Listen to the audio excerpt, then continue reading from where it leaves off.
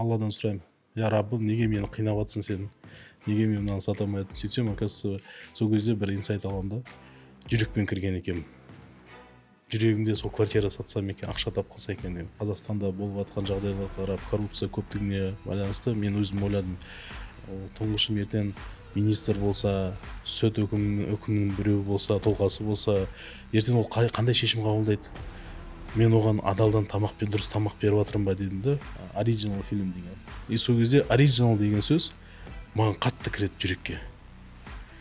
Сөйтіп, сол жерде кофе оригинал дүниеге келеді ғой. Ол қалай шығардыңыз жүректен шығару деген нәрсені? Алла тағала айтады да, егер менің құлым дейді, дүниенің артынан жүгірсе дейді, дүние одан қашады дейді. Ал егер менің құлым дүниеден қашса дейді, дүние оның артынан жүреді дейді. Біз кофе оригиналдың атының шығуын, тек қана аты шығуына 5 жыл минусқа жұмыс істедік. Бәсекелестік деп қалдыңыз. Бәсекелестік туралы не айтасыз? Тозақтың ең түбінің астында 3 адам болады дейді. Біріншісі дейді ғалымдар дейді, екіншісі дейді жауынгерлер дейді, үшінші дейді байлар дейді. Анам қайтыс болады менің. 23 декабрьде анам қайтыс болады, дүнием қатты ойсырап қалады. Көңіл күйіңіздің түсуі, біздің тілде айтқанда депрессияға түсу. Сондай кезде мотивацияны қайдан аласыз?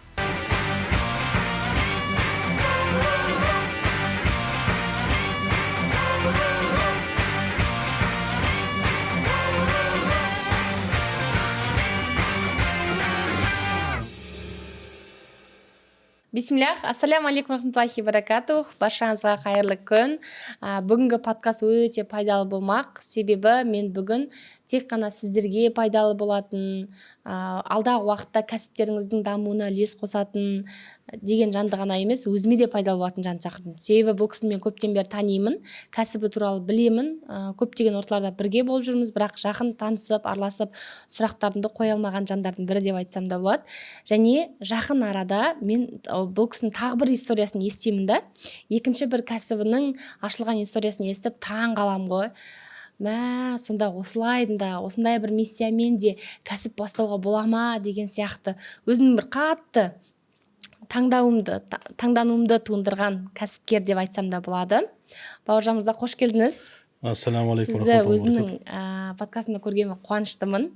Енді мен сізді танимын көптен бері, 10 жылдан бері мықты кәсіпкерсіз, әртүрлі кәсіптеріңіз де бар, бірақ өзіңіз туралы қысқаша көрермендерге таныстырып кетсеңіз.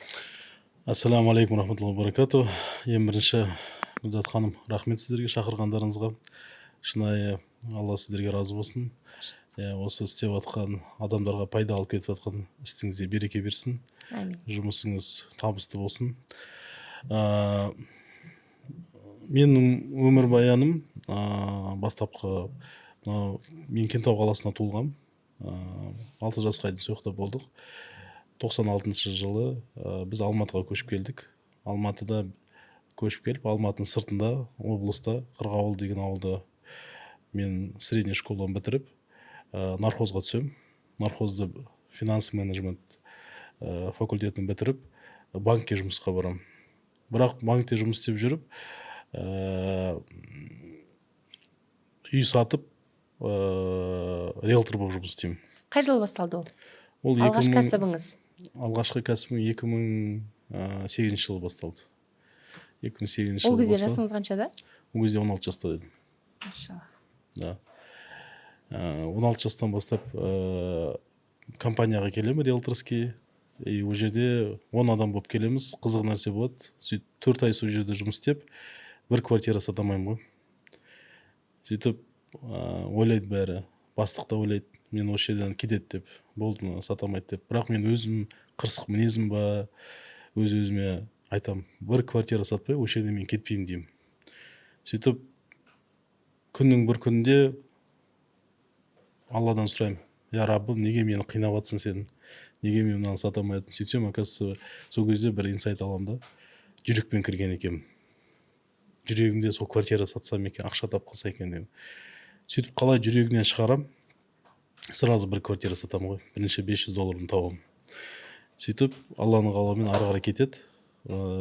Университет бітем дегенше 4 жыл риэлтор болып жұмыс істеп,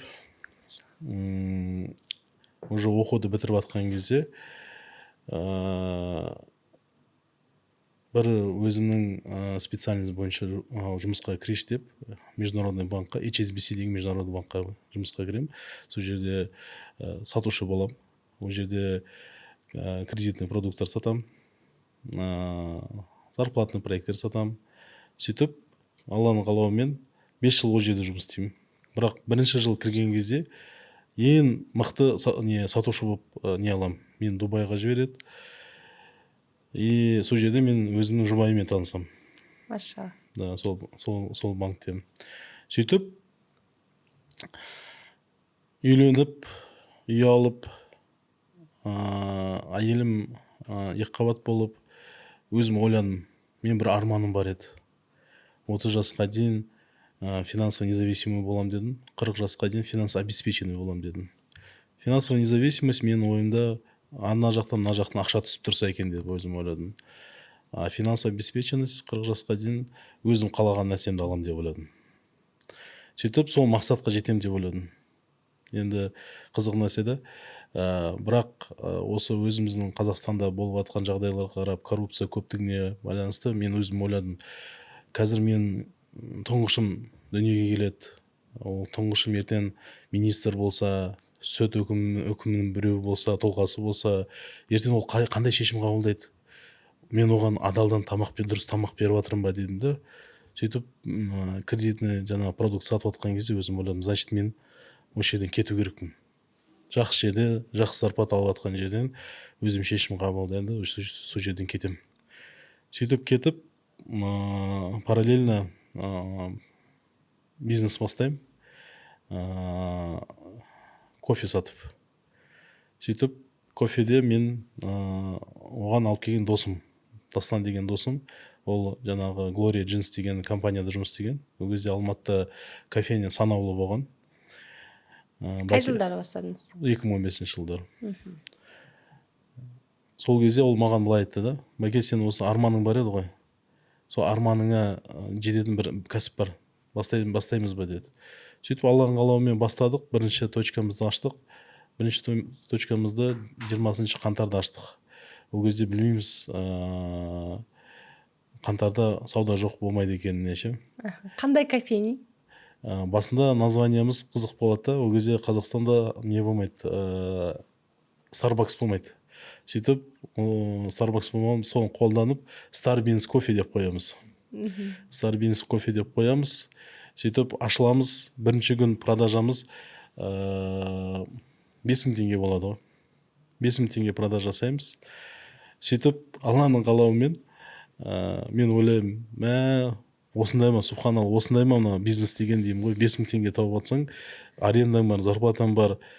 2 ай мен минусқа жұмыс істеймін. Сөйтіп, ақша салған қимаймын.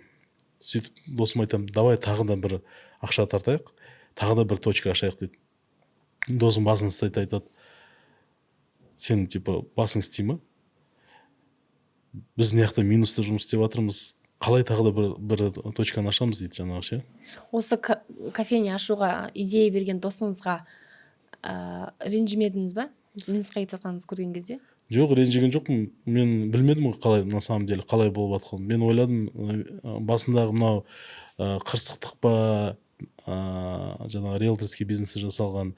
Мен ойладым, мен соңына дейін барам деп өзім шешім қабылдадым солайша.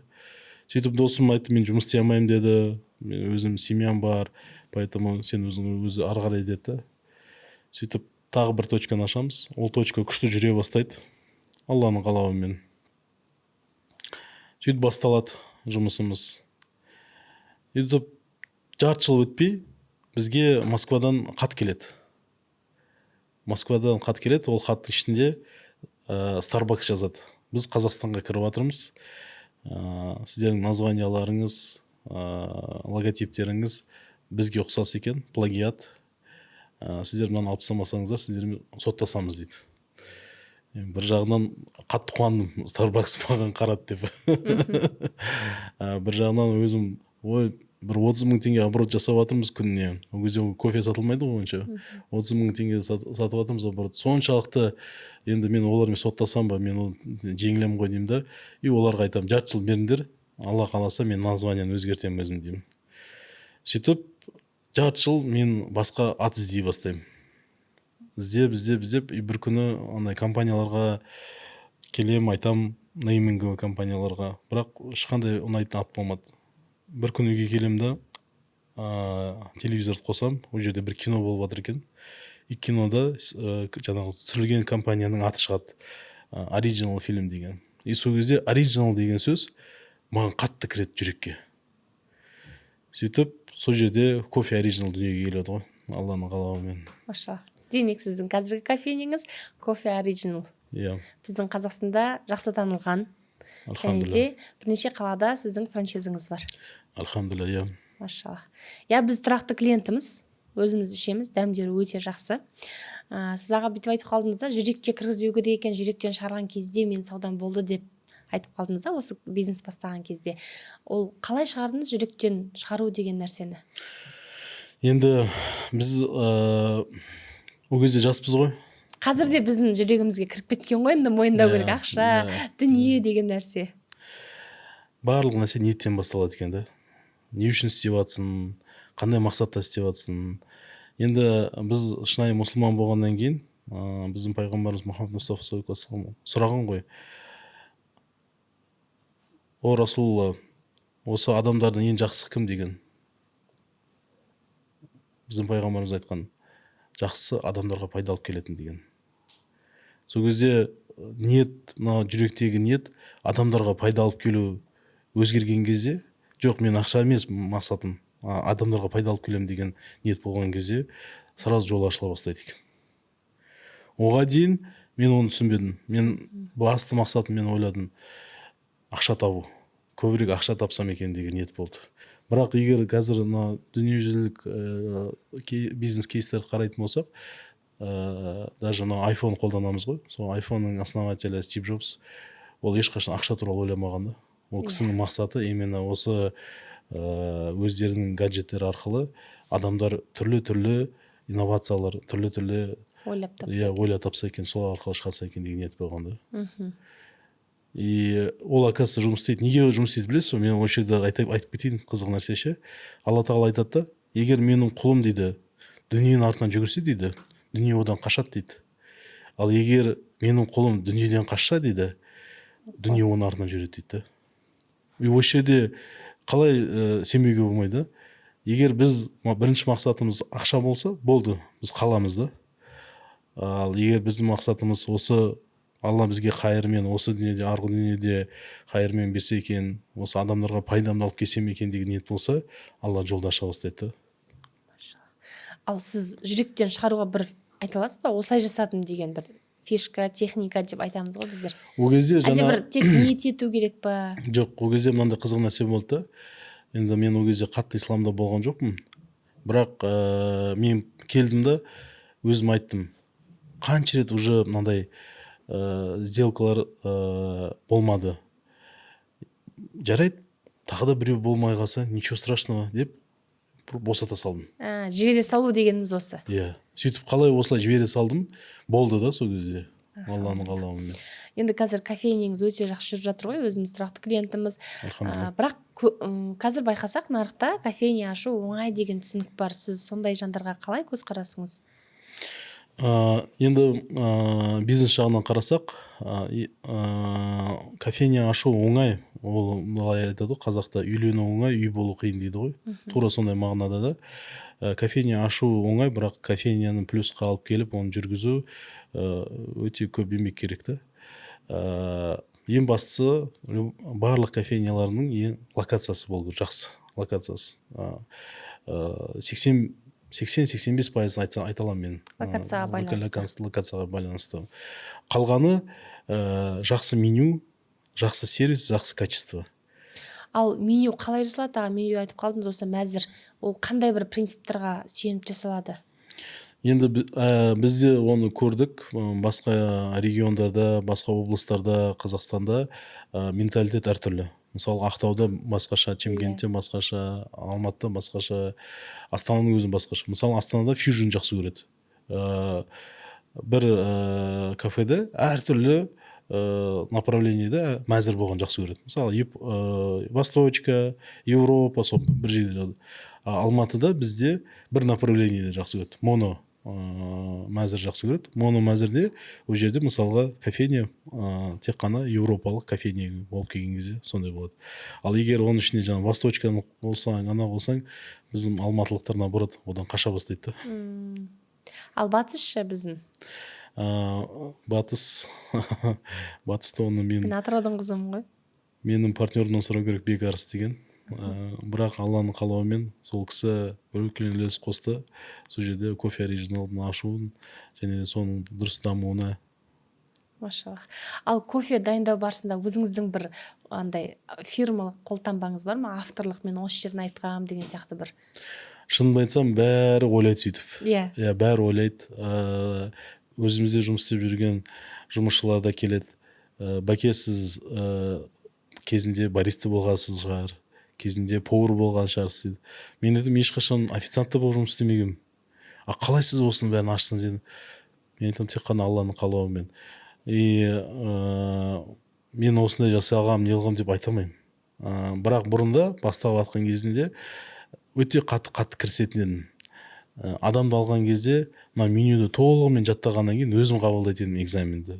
Определенный экзамен қойып, мотивация жасап, сөйтіп Алланың қалауымен. Шынымды айтсам, біз кофе оригиналдың атының шығуын, тек қана аты шығуына 5 жыл минусқа жұмыс істедік. 5 жыл минусқа жұмыс жасадыңыз? 5 жыл минусқа жұмыс істедік. Қалай сіздің қосымша табыстарыңыз болды ма сонда? Енді бәрі Алланың қалауымен ғой. Сол ескі жұмыстармен жұмыс істеп, тағы да Алла берді ғой, алхамдулилля. Енді фирмалық қолтаңбаңыз жоқ. Онда бір ерекше сусындар бар ма сіздерде атап өтетіндей? Ерекше сусындар ма? Бізде шынымды айтсам ше, ханым, барлық жасалып жатқан қазір напитоктер, вообще өзі кофе оригиналдың УТП-сі дейді ғой, уникальный товарный предложениесі. Ол жаңағы басқа жерлерде жоқ нәрсе жасау. Кухнянта, напитоктерде сондай деңгейге қазір біз өзіміздің бағыт қойдық. Қазір бізде постоянно ауысып жатыр. Меню ауысады, постоянно кухня ауысады. Өйткені біз постоянно экспериментировать етіп отырмыз. Жақсартып отырасыз. И бір определенный маған өзіме ұнайды деген ондай жоқ, шынымды айтсам. Өйткені мысалы қазір күшті чайлар шығарып жатыр. Тарымен, талқанмен. Мысалы олар маған ұнайды, примеру да.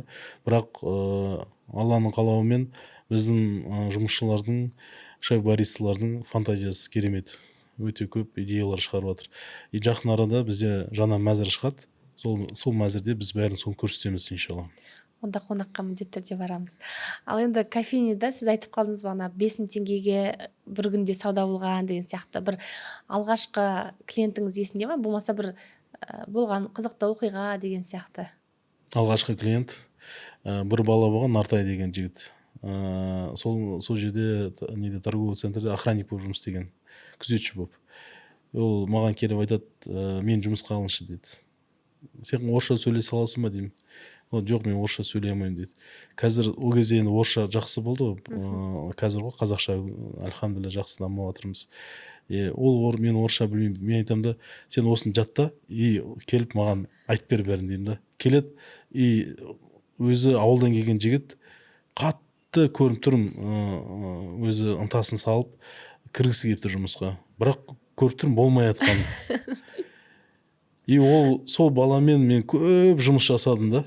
Кітапта оқыттым, өзімен бірге де көтердім, осы болсын деп ше, Алланың қалауымен. Бірақ қазір, егер сіз сұрасаңыз, қазір өзгерді заман. Қазір мен ешкімді тартқым келмейді. Қазір бізді тартатын, компанияны көтеретін сотрудниктер жұмысқа алып отырмыз. Өте жақсы айттыңыз. Негізінде көп адамдардың жіберетін қателігі осы жерде деп ойлаймын. Қызметкерлерді қалай таңдайсыз? Біз анандай ғой, мына бір бауырым бос жүр, алайыншы, көмектесейінші, мына бір інім үйде жатпасыншы деп әкеліп аламыз да, сөйтіп қирап қаламыз. Қызметкерлерді қалай таңдайсыз қазір? Қазір енді барлық бірдей резюме бойынша, бірақ жұмыс бабы бойынша көбірек білімі бар, көбірек жаңағы бізде мына бір инструмент қазір қолданып отырмыз, галп тест деген. иә Сол галлап тест арқылы біз топ менеджерларды жұмысқа алып жатырмыз. Және де солармен жұмыс жасап жатырмыз. Бірақ біз сразу басында келісіп аламыз. Сіздер алып келесіздер дейміз бізге білім. Біз емес сіздерге үйрететін дейміз сразу. И сіздер бізді үйретесіздер, сіздер бізді дамытасыздар деп. И сонда қалай осы бағытты қойып едік, Алланың қалауымен компаниямыз өсе бастады. демек мықты мамандарды алу керек, компанияны көтеретін білімі бар. Иә, альхамдулилля. Ал енді командаңыз туралы бір екі сөз айтып кетіңізші, ерекшеліктері туралы. Мен командамда қазір операционка жағын мен әйелім басқарады.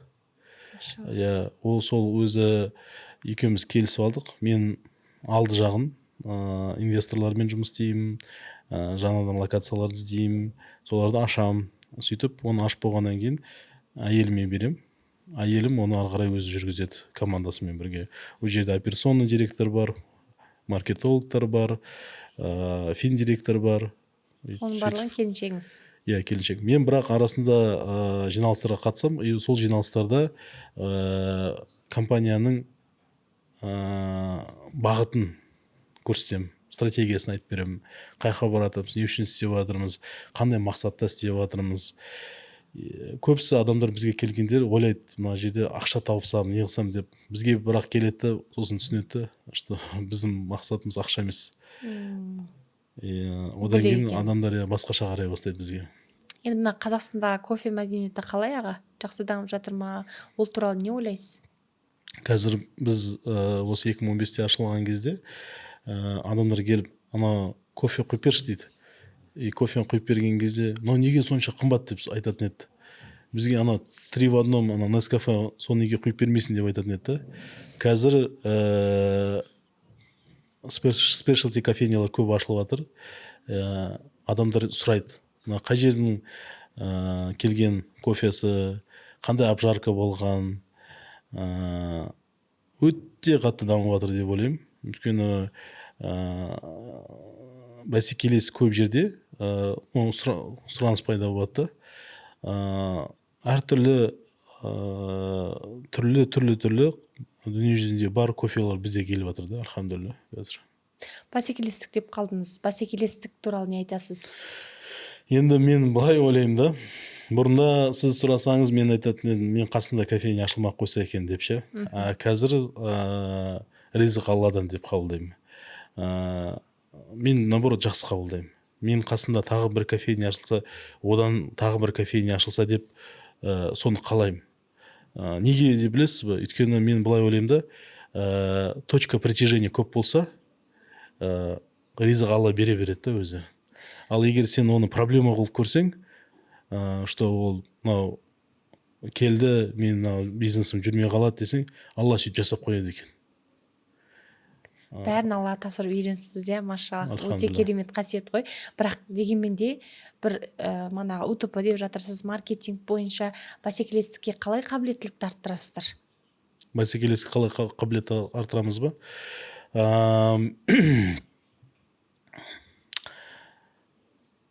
Екі-ақ нәрсе бар общепитта, в принципе, кофейняда, қандай кофейня болсын, ресторан болсын, ол жақсы сервис, жақсы качество. Иә. Сол кезде қонақтар келе береді. Бізде постоянно нестабильность. Өйткені жұмысшылар ауыса береді, поварлар ауыса береді.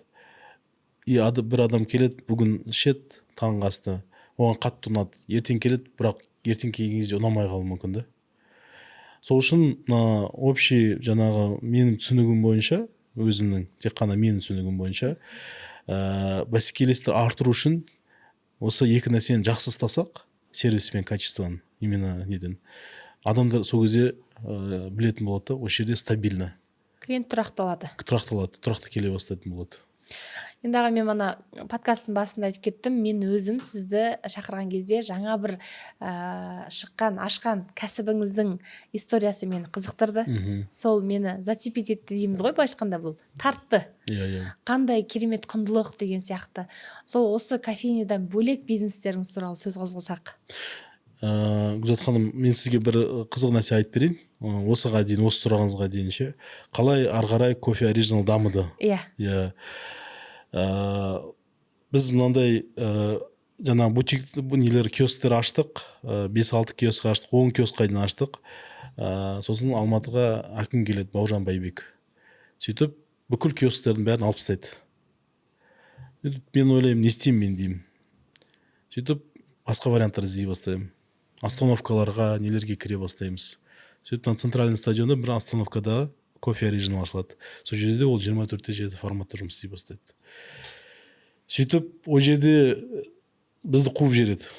Сөйтіп Алланың қалауымен жаңағы Әуезов Бұхар жауда біздің қазір қары шаңырағымыз 46 квадрат кофейнямыз ашамыз.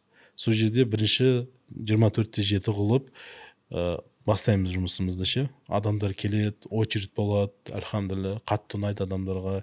Өзім тұрам кассада, адамдарға жіберіп отырамын. Сөйтіп күннің бір күнде 2019 жылы пандемия басталады. Бүкіл жаңағы кофейняларымыз, бизнес-центрларда, нелерде кофейняларымыз, туго форматта кофейняларымыз бәрі жабылып қалады.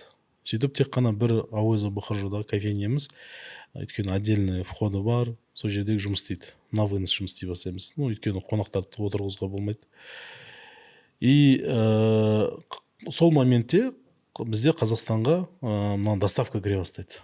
Агрегаторлар Вольт, Яндекс, жаңағы Глова. Сөйтіп қарасам, басқа кафелер, басқа кофейнялар, кухнялар бар, жақсы жүріп жатыр да. Адамдар завтрак заказ береді, не береді. Бірақ пандемия бойынша жаңағы адам отырмайды. Біз тек қана кофе сатамыз, сусын сатамыз. Сосын мен ойлаймын, енді біз ойланамыз, айтамыз, значит біз кофе жасау керек. Сөйтіп 8 квадратта жаңа Әуезов Бұхар жауда біз кухня ашамыз. Сөйтіп бірінші завтрак шығара бастаймыз. Ауылдық завтрак шығара бастаймыз. Бірінші завтрагымыз. Сөйтіп сол моментте маған кухня қатты ұнап қалады. Мына күшті екен. Мен осы бағытпен мен ары қарай жүре керекпін деймін. Сол кезде мен кіммен танысам? Дәурен Урба кофе основательмен танысам, негізін қалаушымен. Бір үйде сол моментте бір аулада кездесіп қаламыз. Сөйтіп Дәке маған айтады, Бәке, біз мына кофе оригиналды білмедік кіммен басқарып жатқанын.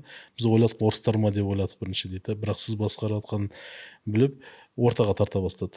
Сөйтіп сол ортада мен өзім өзгере бастадым. Дәкенің бизнесін көре бастадым, қалай істеп жатқанын. И сол кезде олардың бизнес моделінде инвестиция тарту мәселесі көрінді да. Өйткені мен ойладым, қалай бизнесті тез масштабировать етуге болады. Сол кезде шешім табылады Алланың қалауымен. И соны көріп, менде де тура сөйтіп жасай бастаймын. Инвестиция тарта бастаймын. Сөйтіп ашылып келеміз. И бірінші біздің Байтұрсынов бойында, Қабанбай Батыр қиылысында кофейня ашамыз. Сол жерде бірінші намазханамыз пайда болады. Бір кезде сол моментте намазхана пайда болған кезде менде көп сынақтар бола бастайды өмірде ше. Жанұямен бір проблемалар болып қалады, партнерлармен көп проблема болып қалады. И сол кезде мен Табиғат Қаутай деген ұстаз, бизнес-коуч, сол кісіге жазылам. Сол Байтұрсыновда кездесеміз. Сөйтіп, Тәке маған менен былай сұрайды, Бәке, сіз намазхана не үшін аштыңыз деді. Мен айттым, шындықты айтайын, Тәке дедім. Шынымды айтсам, адамдар келеді, намаз оқиды, намаздан кейін өзімен бірге кофе алады, тамақ алады. Жақсы емес пе ол деймін ғой жаңағы. Тәке ниетіңіз дұрыс емес екен деді. Мен айттым, қалай дұрыс емес? Енді Алла тағала Құранда айтады дейді. Тозақтың ең түбінің астында 3 адам болады дейді. Біріншісі дейді, ғалымдар дейді. Екіншісі дейді, жауынгерлер дейді. Үшіншісі дейді, байлар дейді. Осы үшеуін біріктіретін бір нәрсе дейді. Олар ауыздарымен Алла үшін, Алла разылық үшін деп айтады екен да, бірақ жүректерінде мені білсе екен, мені көрсе екен, мен туралы айтса екен деген ниет болады екен. Алла біледі ғой іште жүректе не болып жатқанын. Сондай адамдар тозақтың ең түбінің астында тұрады екен. Сіз примерно сол жолмен келесіз дейді ғой. Субханаллах, қорқынышты. Иә. Сонда біз ниетімізді білмей әрекет жасай әрекет берсек, жасадық қой. осылай біз тоқтатады екен ғой. Иә. Сөйтіп мен де айттым астағфиралла дедім. Субханалла. Енді не істеу керек тәке? Шешім беріңіз. И ол ұзақ мені сынады. Жауап бере ма деді. Бірақ жауап бере алмадым мен ол сұраққа ше. Сөйтіп байке сіз намаз оқисыз ба деді. Иә, мен намаз оқимын, альхамдулилля дедім. Намаздан кейін Алладан сұраңыз деді. Осы кофе оригинал кофеханасына келіп жатқан әрбір қонақтың, әрбір жұмысшының Алла тағала жүрегіне хидаят берсін деп. Жасаған күнәсін кешірсін деп. Жолын ашсын деп сұраңыз дейді. Оны альхамдулилля 3 жыл болды ма? Алладан сұрап жүрмін әлі. Сөйтіп қызық нәрселер болады, Алланың караматтары болады. Сол жерде адамдар келе бастайды кофе оригиналға, бір қыз келеді. Оның сол историясын потом естіп айтып береді ғой маған ол қыз. Мен дейді, осы кофе оригиналға еш ақшам жоқ деді. Келем, бірақ келген кезде бір ноутбукпен келем, өйткені маған Wi-Fi тегін болғаннан кейін сол жерді қолдануға келем дейді. Бірақ сіздің бір жұмысшыңыз дейді, менің бұл жерде қумайды дейді. Су береді дейді, мен азаннан кешке дейін сол жерде отыра беремін дейді жаңағы да. Сөйтіп күннің бір күнде дейді, мен сол жерде Viber сататын бір кісімен танысам дейді. Сол жерде екеуміз курс ашсамыз дейді. Сөйтіп сіздің кофейнеңізді уже мен не коуч тренерство жаңағы нелер сатам дейді жаңағы ше. Курстар сатам дейді. Сөйтіп үй сатып алам дейді, машина сатып алам дейді. Сөйтіп машинамен кофейненің алдына келем дейді.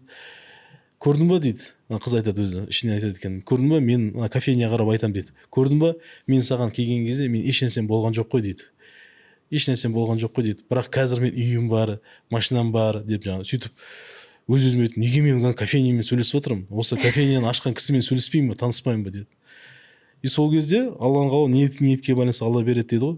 Бізді таныстырады Алла тағала ше, ана қызбен. И ана қыз айтады, рахметін айтады да. Осылай мен өттім дейді да. Осы кофейняда мен адаммен таныстым. Сол адам арқылы мен бизнес бастадым. Сөйтіп үй алдым, квартира алдым дейді. Сөйтіп мен ол кісіге айтам да, машалла деймін. А сіздің әке-шешеңізбен қарым-қатынас қалай деп сұрадым мен ол кісіден. Ол кісі айтты, кішкентай кезімде әкем мені тастап кеткен деді. Ол кісі қайда қазір дедім. Ол кісі Ташкентте больницада жатыр дейді. Ол кісі маған звондап жатыр, осы звондап жатыр, кездесейік деп, бірақ мен ол кісімен кездескім келмейді деді. И сол кезде мен ол кісіге былай айттым да, Алланың разылығы дедім, әке-шешенің разылығында дедім. Әке-шешенің разылығы Алланың разылығында дедім да. Сіз қазір осы бір-біріңіз разылықтарыңызды алмасаңыз, ертең қиын болады өзіңізге дедім да. Сөйтіп ол кісі ұзақ сөйлестік. Түнде 3-те ме 4-те тұрады да, таксиға отырады да Ташкентке барады ғой. Ташкентке барып, жаңа больницасын әкесіне келеді. Әкесінен кешірім сұрап, бір-бірін құшақтап, келесі күні әкесі қайтыс болып кетеді ғой. Машалла. Соны жаңағы енді соны естіп, альхамдулилля деймін да, Алланың қалауы ғой. Бұндай нәрсе бәрі жаңа дұғадан басталады да. Жолы ашылсыншы, адамдардың келіп жатқан адамдардың жолы ашылсын деген ниет болғаннан кейін. Сөйтіп ары қарай қызық нәрселер бола бастайды. Мені Алла тағала умраға шақырады өз үйіне. Бірақ оның алдында енді менде өмірлік көп проблема болып жатқан кезде анама келем ғой. Анама келіп айтамын. Анашым, мен не істеймін? Мынандай проблема болып жатыр. Үйде мынандай проблема болып жатыр. Анашым айтатын. Балам, тек қана Алла сені құтқарады. Тек қана Алла саған көмектеседі. Көбірек намаз оқы, көбірек зікір ет, көбірек салауат айт деп. Сөйтіп айтып, бір күн Алла тағала мені үйіне шақырады. Оның алдында көп жерлерге барғам, дүние жүзінде. Даже мына әйеліме предложение Эйфелева башня Парижде жасағам ше. Машалла. Бірақ умраға бармаған, ешқашан шақырмаған. Жүрегім соншалық қатып тұрған ғой. Сөйтіп Алланың қалауымен умраға барам, Медина қаласына келеміз, пайғамбар мешітін көрем, пайғамбарымызға сәлем берем. Бірақ не деген мына жер қызық емес, не деген мына исторический жер деп өзім не қыламын да. сөйтіп ойлаймын қазір Меккеге барған кезде бір өзгерістер болатын шығар деймін. Сөйтіп ихрамды киеміз, тәлбияны айтамыз, бірінші рет Қағбаға келемін, басым түсіріп тұрып, қарамаңдар дейді, басым түсіріп тұрып келеміз, басын көтеріп Қағбаны көремін. Еш сезім жоқ. Өзім ойлаймын, мен соншалық жүрегім қатып қалған екен деймін. Дұға етіңдер дейді. Дұға етем, дұғам бітіп қалады. Жаңағыша. Сөйтіп умрамызды бітіреміз, сосын тауап жасап жүреміз. Күннің бір күнінде өз-өзіме айтамын, енді бұл жерге ешқашан келмеймін мен деймін. Сөйтіп тағы да тауап жасап жүрген кезде қарасам, бірге барған досым, сол бизнесті бірге бастаған досым ғой. Кофейняды ашуға себепкер болған Иә, досыңыз. себепкер досым жылап жүр. Мынандай сақалы бар, жылап жүр. Тауап жасап жүр. Ой, мынау жігіт мықты жігіт қой. Бұл не үшін жылап жатыр бұл деп қатты таң қалдым жаңағыша. Тағы бір бұрылсам, басқа адамдар да жылап жатыр да жаңағыша. Сөйтіп асыр намазынан кейін Алладан сұраймын. Я Раббым, маған осылардың жағдайын берші. Жүрегімді ашшы деп сұраймын Алладан. Сөйтіп келесі күн таң намазынан кейін қонақ үйге барып ұйықтаймын. Ұйықтап қалсам, түс көремін ғой. Түсімде менің інімде мынандай пачка қызыл ақша. Жаңағы досымда мынандай пачка қызыл ақша. Енді үлкен пачкалар ше. Өзімде кішкентай ғана жаңағы қызыл ақша. Сөйтіп бір араптан машинаға дөңгелек сатып аламын. 150 риалға. Сөйтіп оны барып ініме айтамын. Вот мен 150 риалға, түсімде ғой, 150 риалға дөңгелек сатып алдым деймін. Өте жақсы алдым деп мақтанамын да ініме. Інім айтады маған. Ана араб па? Сол араптан мен кеше кішкентай машинка сатып алдым дейді. Бірақ ол 8.000 риал деп айтқан, бірақ 7.700 риалға маған берді дейді. Мен басым ұстаймын да айтамын. Субханалла, саған қалай ол 7.700 риалға сатып алдым? Мен яқта дөңгелек машинаға 4 дөңгелек резинаны алып алдым 150 риалға. Сен оны алдап кетті точно. Мен қазір барам, ол мен айтам, сен ақшасын қайтарып берсін деп та. Сөйтіп ана арабқа келем, айтам, ақшаны қайтарып бер. Ол айтады, жоқ, біз уже келісіп қойдық, бермеймін дейді. Мен саған айтып жатырмын, дұрыстап қайтар деймін, жоқ, бермеймін дейді. Сөйтіп аламын, оны жұлқай бастаймын. Ол мен де жұлқайды. Сөйтіп мен оны ұрам. Ол мені ұрады. Мен оны лақтырам, ол мені лақтырады. Бір кезде қолдарымызда пышақ пайда болады, екі қолымызда. Оның қолында пышақ, мен қолымда. Бір-бірімізді кесе бастаймыз. Бұлай кесем, кесілген қолым, бірақ қан жоқ. Сөйтіп қатты ызам келеді ана кісіге ше. Қатты ызам келеді. Бір айтады ғой, результат болмады да жаңағы ше. Разочарованный болып кеткем, қатты жаңағы ше. Тұрамда шығып кетем ана жерден. Кетіп баратсам жолда бір әйел келеді оранған. Тоқтаңыз, сізді күтіп отыр. Қайттан кіріңізші деді. Сөйтіп қайттан кірсем, ана араб маған түрме қарап, сіз намаз оқыдыңыз ба дейді. Сол кезде түсімде ғой, таңғы намазынан кейін көріп жатқан түсімде мағриб намазын өткізіп отырмын да. Мен ойбай, сұмдық, мен мына жерде ешнәрсеге жетпедім, ананы алатын аламадым, еще намазымды өткізіп алдым деп жаңағы ше. Өкінем, қатты өкінем ғой жаңағы ше. Сөйтіп тұрам да құблаға қарап жылаймын ғой. Ана араб менімен бірге отырып еңіреп жылайды ғой екеуміз. Жылап жатырмын. Бір кезде ұйқыдан оянам. Оянсам, мына жасым сыртқа шығып кеткен ғой. Жастығым су болып кеткен ғой. Бірақ мына жүректе өте керемет сезім болады да. Алла мені жақсы көреді деген. Бұл сезім, анау мен ойлаймын да, кішкентай бала туылады ғой. Күнә жасамаға дейін сол сезімде болады деп ойлаймын. Өйткені оларда депрессия болмайды да. Қазір любой балаға қарасаң депрессия. Неге? Өйткені жүректері ашық та, жүректері таза да жаңағы. Мен сондай сезіммен жүрдім да жаңағы. И сол сезім жоғалтып алмасам екен, бірақ все равно ондай жоғалтып алдым. Иә, күнә жасап ше. Енді біз идеальный емеспіз ғой, Алла идеальный. И мен осы түсімнің бір сізге тафсирін айтайыншы, қызықты. Алла тағала айтады, бауыржан, сен осы дүниемен қанша алыссаң, беріссең, сен ешқандай бұл жерде пайда таппайсың. Ертең сен одан кейін вовремя намаз оқымасаң, мағриб деген ақырет қой, ақырет уақыты. Сен ақыретте мен алдымда тұрып жылайсың, өкінесің ол туралы деді. и сол мен сөйтіп өзіме сол түсті сөйтіп өзіме қабылдадым да, Алланың қалауымен. Сөйтіп Алматыға келем де 3 айдан кейін қайттан кетем ол жаққа. Қайттан кетем, потом итикафқа кірем деп ойлаймын, бірақ оған кірмеймін. Сөйтіп тағы да барам арғы жылы, бірақ анам қайтыс болады менің. 23 декабрьде анам қайтыс болады, дүнием қатты ойсырап қалады. Мартта, сол келесі жылдың мартында Рамаданға итикафқа кірем. Әкеммен бірге күшті болады. Сөйтіп сол жақтан шыққан кезде бір сезім келеді да, үлкен қажылыққа дайынмын деген. Бірақ білмеймін, Алла мені шақыра ма шақырмай ма деп. Сөйтіп арғы жылы үлкен қажылық басталмай жатып 5 күн қалған кезде үлкен қажылыққа кетіп қалам.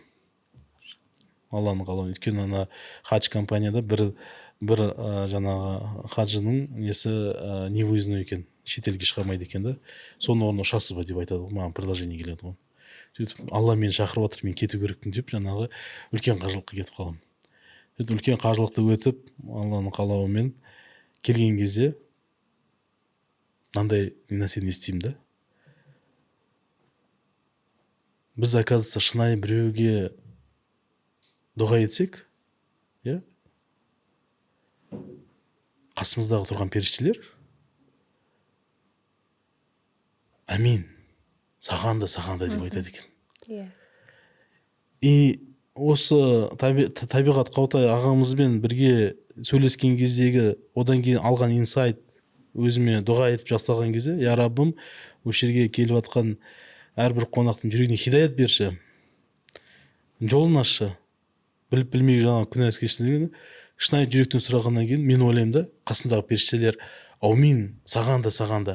Оған дәлел осы қазір айтып кеткен нелер жолдарында Аллаға жақын болып келген да. Мен ойлаймын, мына біздің пайғамбарымыз Мұхаммед саллаллаху алейхи ва айтады, шынайы мұсылман өз қалаған нәрсені бауырына қаламағанша дейін ол шынайы мұсылман болмайды. Біздің сол сезіммен жаңағы альхамдулилля мен Аллаға жақындадым да. Бірақ оға дейін осы қанша, мен қазір 36-тамын ба, 3 жыл болды ма ол келгеніме, оға дейін мен жүрегім жабық болды да. Жанұя жағынан, бизнес партнерлар жағынан, мына кофе оригинал концепция жағынан көп өзгерістер пайда бола бастады одан кейін. Өйткені өзім құндылығымен партнерларды іздей бастадым, инвесторларды іздей бастадым, бірінші. Екіншісі, мынау жаңағы кофе оригиналдың концепциясын Алла тағала берді. Біз кофе оригиналда қазір фоновый музыканы қолдамаймыз. Ол мынандай религиозный мақсатта емес, что осылай деп. Біз ол жердің жаңағы оригинал деген уникальность қой, оригинальность деген мағынаны білдіреді ғой. Сол жерде біздің өзіміздің неге барлық жерде жаңағы фоновый музыка, әртүрлі музыкалар бар. Неге біз оны өшіріп тастамаймыз? Неге адамдар келіп осы жерде тыныштықты қабылдамайды дейміз да, жаңағы. Сөйтіп Алланың қалауымен барлық дегенді өшіріп тастаймыз. Сөйтіп намазханалар аша бастаймыз, барлық жерге дұға ете бастаймыз. Көп кісілер намазға келе бастайды Алланың қалауымен. И сол кезде Алла тағала бір понимание келеді. Мен басында ойлайтын осы кофе оригиналды қалай дүние жүзінде таратуға болады деген концепция болды. Мақсат мынандай да, егер біз ертең Алла қаласа Өзбекстанда ашылып атсақ, Өзбекстанда біз қазақпыз деп ашпаймыз. Біз ол жерде именно Өзбекстанның тарихын, Өзбекстанның менталитетін, сондай қылып концепт жасаймыз. Бірақ соны жаңа европейский неге кофейняға кіргіземіз да. Сол жерде біз тарихын айтамыз, сол жерде біз тұлғалар туралы айтамыз. И сол жерде тек қана сол ненің патриоттар жұмыс істейтін болады да. Өзбекстанның. Сөйтіп барлық елде өзінің кофе оригинал болады, бірақ олардың бәрін біріктіретін бірақ нәрсе болады, ол ислам болады. Машаллах. Сондай енді Алла сондай жүрек нәсіп етті. Бірақ мен анам айтқандай, адам қалағаны болмайды, Алла қалағаны болады. Алла уақыт өз көрсетер, ниетімізге қарай. Сол кезде ғана Алла қалаған кезде болады, иншалла. Аға, осы именно кофейня бизнесінде жүрген жандарға, кофейня бизнесін ашқысы келетін кәсіпкерлерге не айтар едіңіз? Енді ең басты ниет. Осы салада бір қатты құлаған кезіңіз болды ма? Именно осы салада. Қатты құлаған. Иә. Мен былай ойлаймын да, Гүлзат ханым, егер Алла тағала сол бизнесте заинтересован болса, ол бизнес ешқашан батпайды. Сол үшін Алла разылығын іздеу керек та.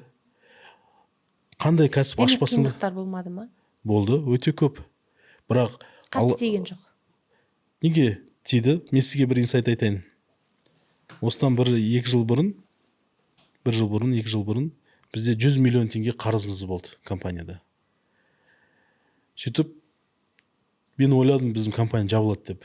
Болды, біз не қыламыз деп. Мен не істеймін, 100 миллион теңге қайдан табамын, мен не істеймін, не қыламын дедім. Әке-шешем де жоқ, достарым да жоқ, баратын адам жоқ. Сөйтіп өзім ойладым, мен баратын жерім тек қана Алла. Мен Алладан сұрайын дедім. Сөйтіп Алланың қалым сол уақытта Юнус пайғамбардың оқиғасы маған түседі. Ненің киттің ішіндегі ше. Сол жерде Юнус пайғамбар Алладан дұға етеді. Ла иляха илля анта субханака инни кунту миназ залимин деп. Сөйтіп мен сол дұғаны жаттап аламын, білмеген ғой, соны жаттап аламын. Сөйтіп соны күніге қайталай бастаймын. 2000, 3000 күніге айта берем. Сөйтіп 2 айдың ішінде жаңағы 100 миллион теңгені қарыз жабамыз. Маша. Алланың қалауымен. Сөйтіп сондай тығырттан Алла тағала шығарады.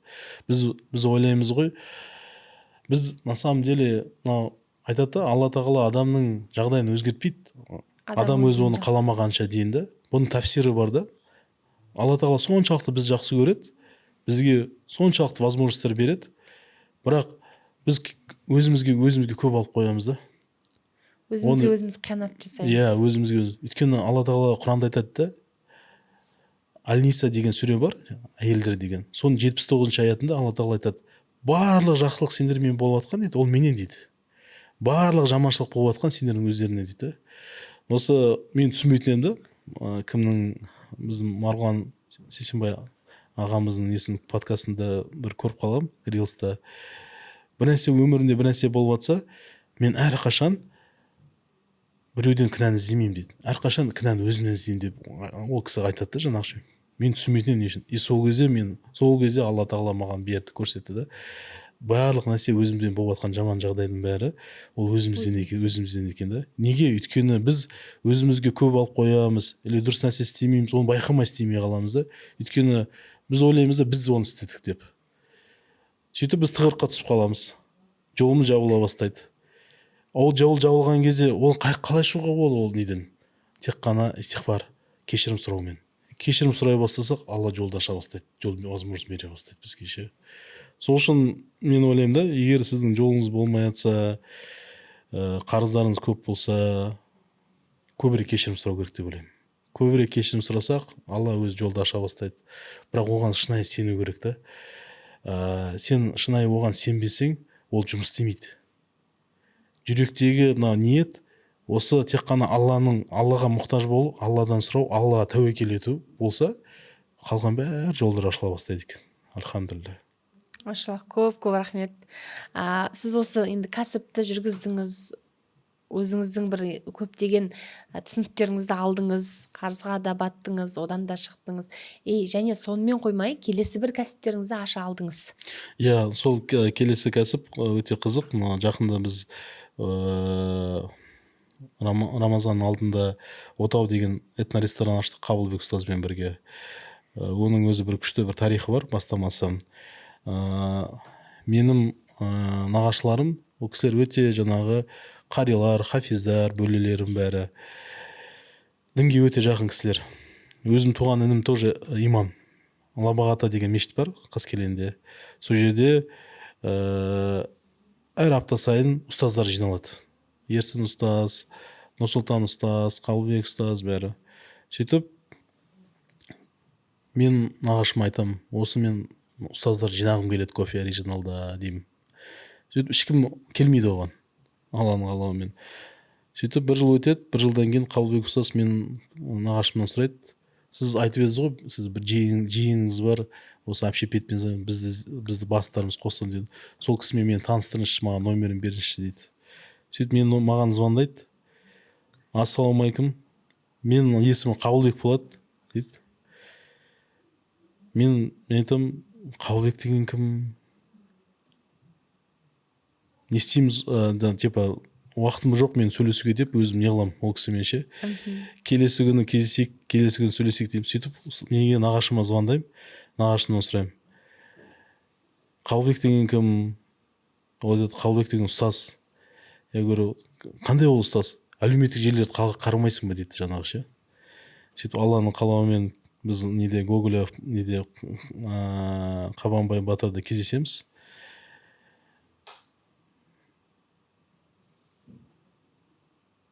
Осы жерде не қылсақ бола ма? Мен қайттан айтсам бола ма? Болады. Иә. Қиып бәрін күшейтіп жасайды. Иә. Просто мен мынандай момент ұмытып кеттім да, айтамын деп ше. Қызық ше. Сосын жүрмей жатыр да сөздер. Жаңағы Қабылбек деген кісі звондайды. Алло, Сапош дейді. Иә, мен соны көргем, Сапош деп айтты. Алло, Сапош дейді. Сосын мен таңғаламын. Қандай Сапош? Кім бұл? Сапош деп тек қана мені нағашыларым айтатын еді ғой. Кім бұл Қабылбек деймін да, ол кісіге айтамын, мен қазір уақытым жоқ кездесуге, ертең кездесейік иншалла деймін. Сөйтіп жарайды дейді ол кісі. Сөйтіп келесі күні нағашыларыма звондаймын. Нағашым, мына кісі кім? Сапош деп айтып жатыр маған, Қабылбекпін дейді. Сосын мен айтамын, ол кісі айтады маған, ұстаз ғой, Қабылбек деген ұстаз ғой. Мен айтамын, ондай кісіні танымайды екенмін дейді. Неге әлеуметтік желілерді қарамайсың дейді. Сөйтіп барып нені ашсам, телефонымды ашсам, Гуглда Қабылбек ұстаз десем, сөйтіп ана кісіні көремін да, машалла деймін.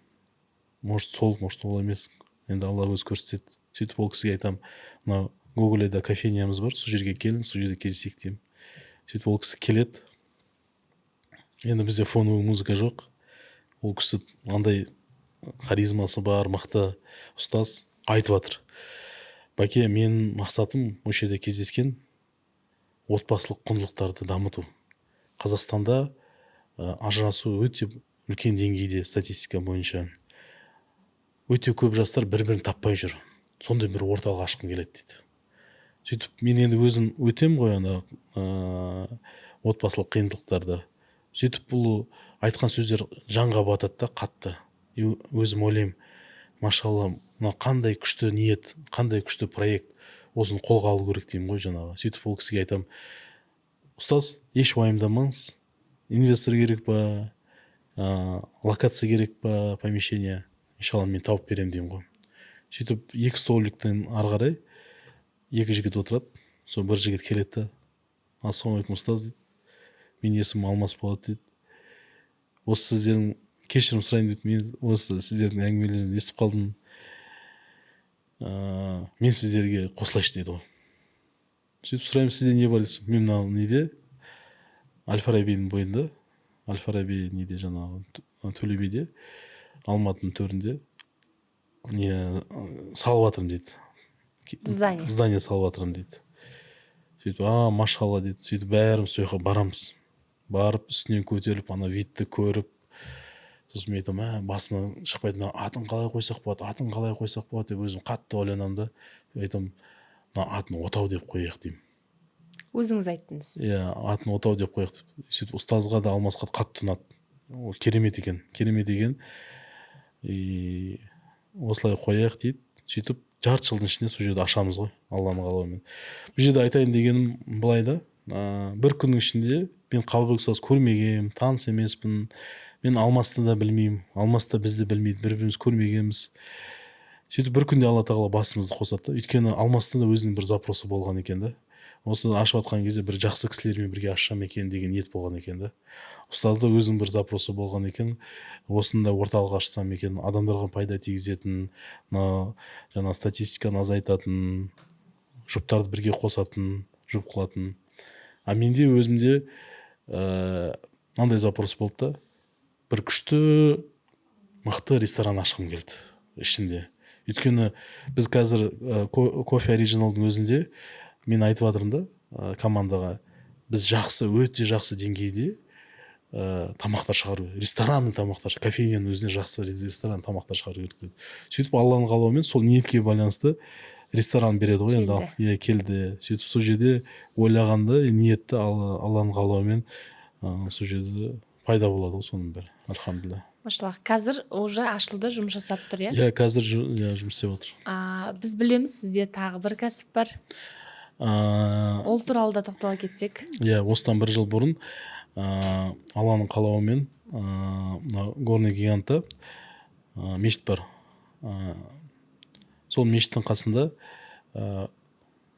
қатты ұнайды сол жер маған. Қатты ұнайды.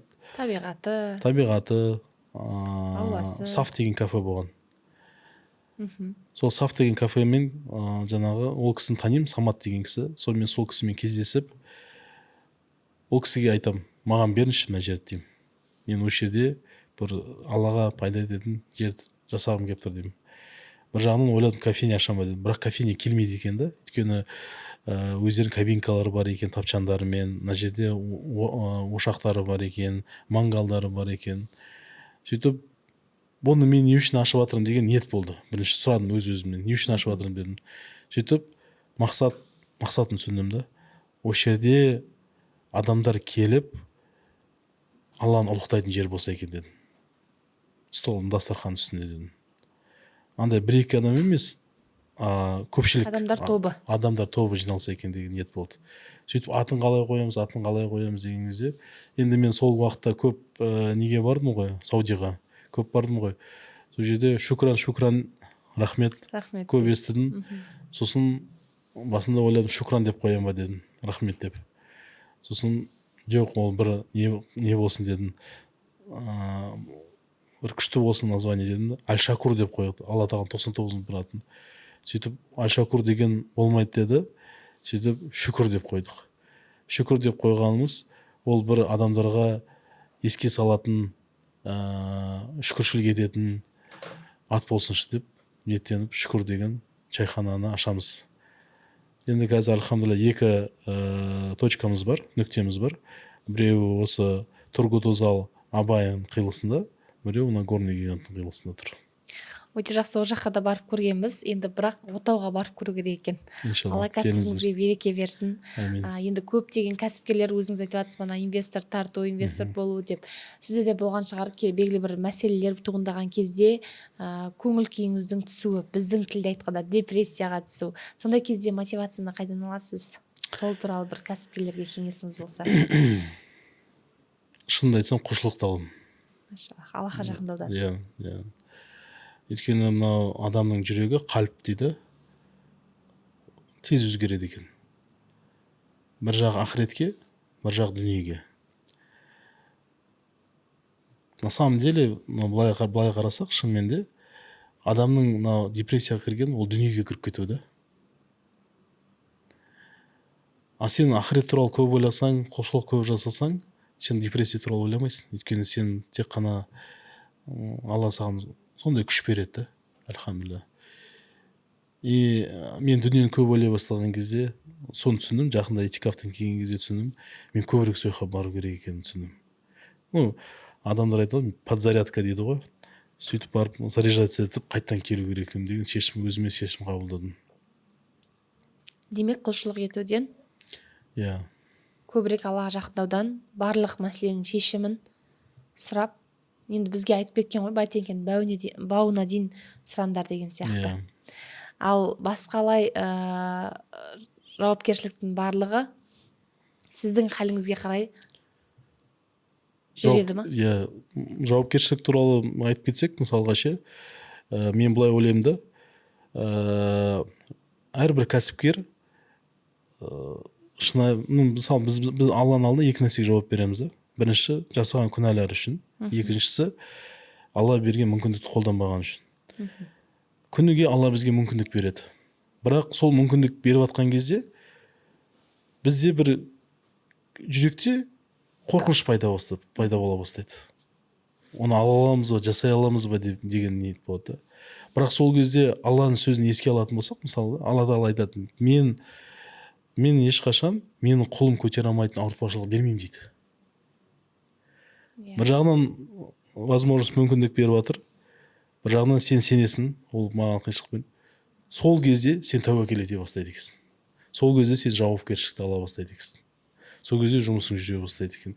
Өйткені сол мүмкіндікті алған кезде, Алла тағала бір есік мүмкіндік берген кезде, сен соған кірсең, Алла ары қарай 10 есік ашып береді екен. Сөйтіп Алла жолында жолдар ашыла береді екен. Алхамдулилля. Машаллах. Енді мен бұл YouTube подкастты негізінде кәсіп бар жандарға да кәсібін арттыру үшін және нөлден бастайтын жандарға да арнадым да. Нөлден қалай кәсіп бастауға болады? Оларға бір енді ақшасы жоқ, инвестиция тартатын ешқандай бір беделі жоқ, танысы жоқ деген сияқты, өзіңіз сияқты ғана әке-шешесінен басқа адам жоқ дегендей. Сондай бір жаңадан бастап жатқан кәсіпкерлерге және де енді өзіңіздің деңгейіңіздегі кәсіпкерлерге қандай кеңес айтар едіңіз? Тек қана Алладан қорқу, шынайы, тек қана Аллаға тәуекел ету, Алла беріп жатқан мүмкіндіктерді қолдану. Гүлзат ханым, шынымды айтсам бар ғой, әр адамды Алла тағала өз комплектациямен жасайды. Ең бірінші өз-өзін тану керек та адам. Кәсіпке бола ма, болмай ма ол адам. Оған көп қазір инструменттер көп өз-өзін танитын. Адам өз-өзін көп білсе, ол Алла өзі ары қарай бағыт бере бастайды екен да.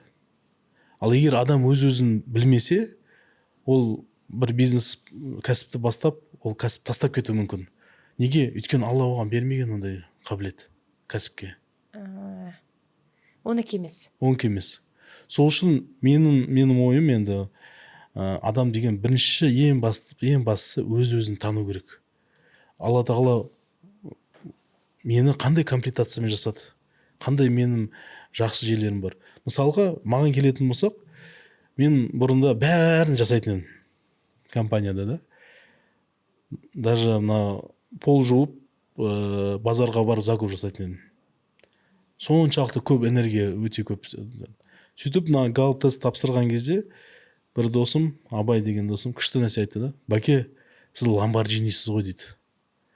Бірақ сіз таулармен, полялармен жүрсіз дейді. А сіз ровно трассада жүретін адамсыз ғой дейді жаңағы ше. Ана кісілермен кездесіп, кофе ішіп, сондай адамсыз ғой дейді жаңағы ше. Мен басын түсінбедім, не үшін ол кісі айтты деп жаңағы. Сөйтсем, әкесі мен бухгалтер да емес екенмін, операционный директор да емес екенмін, маркетолог та емес екенмін. Алла маған басқа нәрсе беріпті да. Ол адамдар тарту, және де сол адамдармен бірге өте көп Алла берген мүмкіндіктерді қолдану. Сөйтіп соны түсінгеннен кейін бәрін тастадым. Тастағанда адамдарды ала бастадым жұмысқа. Жұмысшылар келді. Ол кезде әйелім декретте.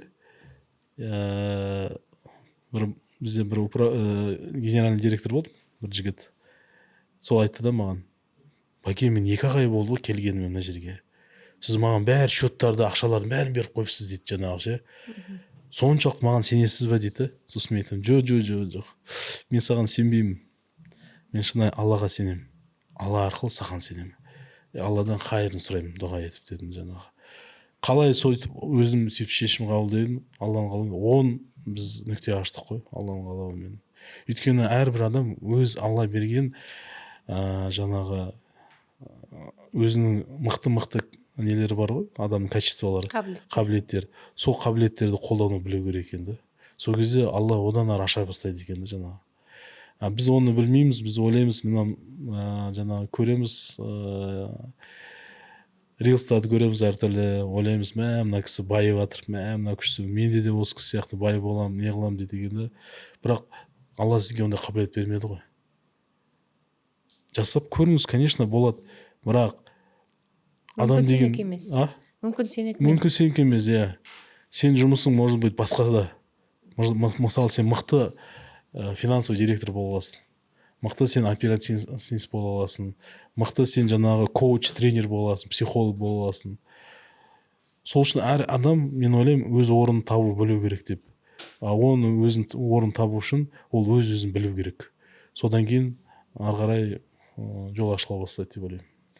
Машаллах, рахмет бауыржан аға, көп шынымен де өзіме қатты инсайттар келіп жатыр осы соңғы именно айтқаныңыздан. Себебі шынымен де біз өзімізге көп алып қоямыз, ананы да мына жасап тастайын, мынаны да жасап тастайын, өзім кәсібім ғой деп. Енді қазір ойлап жатырмын да, шынымен мен мүмкін менің функциям басқа жақта шығар деп ойлап жатырмын да, шынымды айтсам. Барлық осы подкастты көрген жандарға пайдалы болды деп сенемін. Уақытыңызды бөліп келгеніңізге рахмет. Біздің енді осы подкасттың спонсоры бар, Queen Life компаниясы. Осы компаниядан өзіңізге және келіншегіңізге арналған әдемі шампунь, бальзам.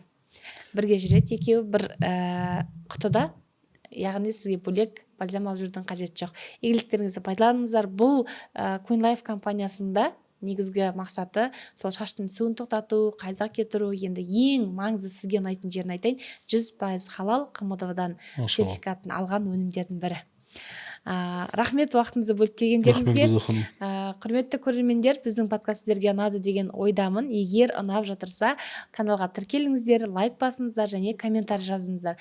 Әдеттегіше сіздерге арналған сыйлық та бар. Егер осы YouTube каналдан қиып алып, өздеріңіздің стористарыңызда бөлісіп, YouTube каналдың сілтемесін оқырмандарыңызбен бөліссеңіздер, және Queen парақшасын белгілеген жандарға алғашқы 3 оқырманға Queen Life компаниясының өнімдері жіберілетін болады.